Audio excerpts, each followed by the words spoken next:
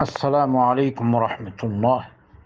الحمد لله رب العالمين والصلاة والسلام على نبينا محمد وعلى آله وصحبه أجمعين وبعد.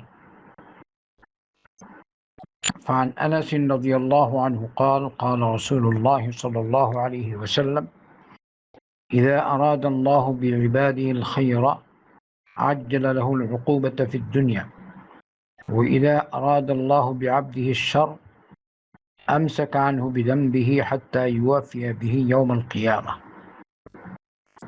رواه الترمذي রাহিমাহুল্লাহ। একটি হাদিস পাঠ করলাম সুনান তিরমিজি থেকে, হাদিস নম্বর 2396। এটা মিশকাতেও আছে, সেদিন মিশকাতের দর্শটা এসেছে। হাদিস হলো, আনাস রাদিয়াল্লাহু আনহু বর্ণনা করেন যে আল্লাহ রাসূল সাল্লাল্লাহু আলাইহি ওয়াসাল্লাম বলেছেন, আল্লাহ যখন তার কোনো বান্দার কল্যাণ চান, যদি আল্লাহ তার বান্দার, নেক বান্দার, ভালো বান্দার কল্যাণ চান, আল্লাহু আকবার, আজ্জালা লাহুল উকুবাতা ফিদ দুনিয়া, তাহলে তাকে দুনিয়াতে শাস্তি দেন। অর্থাৎ দুনিয়াতে বিভিন্ন ভাবে তাকে পরীক্ষা করে। এটি হলো ইবতিলা। কখনো শারীরিক রোগ দিয়ে, কখনো আর্থিক রোগ দিয়ে, কখনো জালিমকে তার উপর চাপিয়ে, সবের মধ্যে সামিল।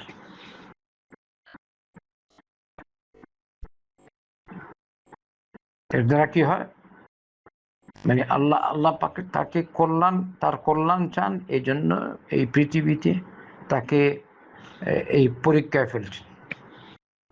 তার সাথে শাস্তি এটা। এবারে এই শাস্তি হয়ে গেল দুনিয়া দিয়ে মিটে, সে পরিষ্কার হয়ে গেল গুনাহ খাতা থেকে।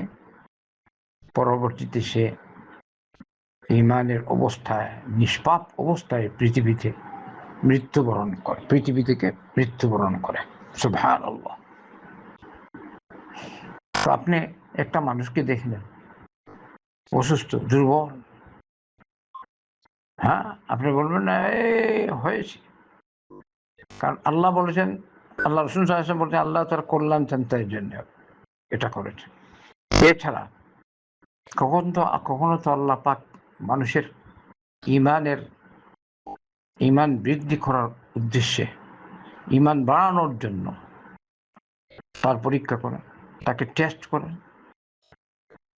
আচ্ছা, কি বলেন, আল্লাহ রাসূল সাল্লাল্লাহু আলাইহি ওয়াসাল্লাম কত পরীক্ষার সম্মুখীন হয়েছেন।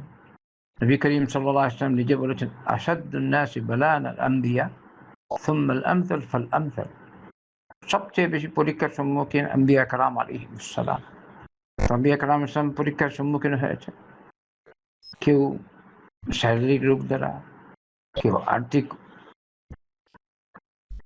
মালি অসচ্ছলতা দ্বারা আছে, আপনারা যেভাবে দেখছেন।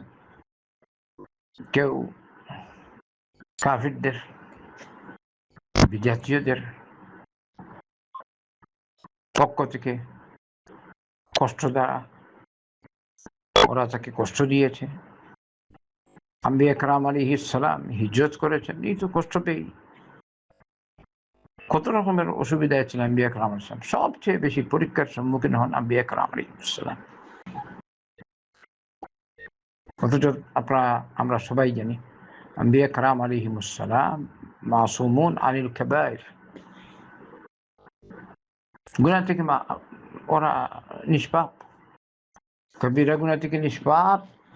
আর আমাদের নবী মুহাম্মদ সাল্লাল্লাহু আলাইহি ওয়াসাল্লাম তো সগীরা থেকেও নিষ্পাপ। আপনি খুঁজে পাবেন কোনো গুনাহ? আল্লাহু আকবার। এছাড়া আল্লাহ পাক তাকে বলে দিয়েছেন, লিয়াগফির লাকা আল্লাহু মা তাকাদ্দাম মিন যামবিকা ওয়া মা তাআখার। আল্লাহ তোমার সগীরা কবিরা সব গুনাহ মাফ করে দেওয়ার জন্য এই ফাতহ ঘটিয়েছেন, মক্কা বিজয় দান করেছেন। ইন্না ফাতাহনা লাকা ফাতহাম মুবিনা লিয়াগফির লাকা আল্লাহ।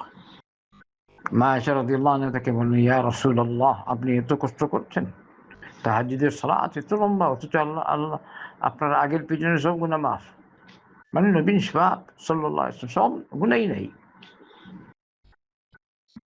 এত ছোট্ট আল্লাহ রাসূল সাল্লাল্লাহু আলাইহি ওয়াসাল্লাম কত কষ্টের সম্মুখীন হয়েছে, এটা পরীক্ষা। আজ্জালা লাহুল উকুবা ফিদ দুনিয়া, তো যারা গুনাহগার তাদের ক্ষেত্রে এটা আজ্জালা উকুবা, পৃথিবীতে আল্লাহ পাক শাস্তি দেন যেন সে নিষ্পাপ হয়ে পৃথিবী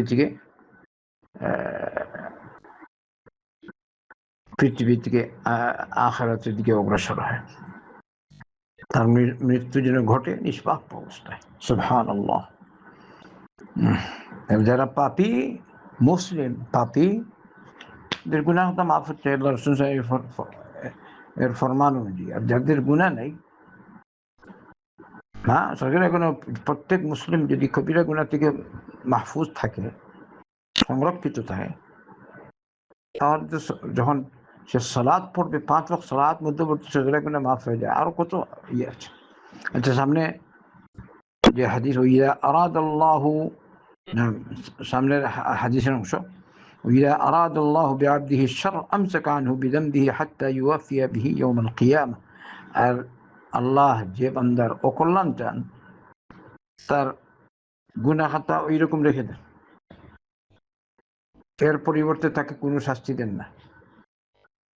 যার ফলে দেখবেন জালিম যারা, আল্লাহর নাফরমান, ওরা বলে আমি তো আরো পাচ্ছি। কেন? এটা তার শাস্তি, এটা বড় শাস্তি। এটা আল্লাহ অবকাশ দিচ্ছেন, করতে থাক। আমসা কান হুবিদান দিহি, তার গুনাহ হাতা নিয়ে তাকে ছেড়ে দেন, ওর কোনো শাস্তি দুনিয়াতে দেন না। হাত্তা ইউয়াফিয়া বিহি ইয়াউমাল কিয়ামা, পরিশেষে কিয়ামতের দিন তার পরিপূর্ণ হিসাব তার কাছ থেকে নেবেন। আশা করি হাদিসের বাবার তো সবাই বুঝতে পারছেন।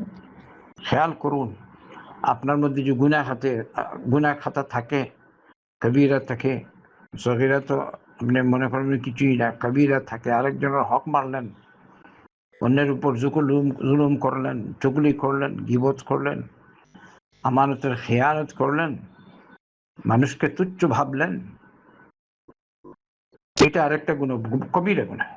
এটা হলো কিবর, মুসলমানকে তুচ্ছ ভাবা, কোন একজন আলিমকে তুচ্ছ, এইটা আর কি। হ্যাঁ, কোন মুসলমানকে তুচ্ছ ভাবা, এটা কবিরা গুনাহ। আল কিবর বাতারুল হাক্কি ওয়া গামতুন নাস। আল্লাহ আপনাকে ধরলো না, আপনি সামনে, তা আপনার হয়তো আমি আমাকে আল্লাহ প্রিয় ভাবছেন এই জন্য না, এটা আল্লাহ আপনাকে অবকাশ দিচ্ছেন।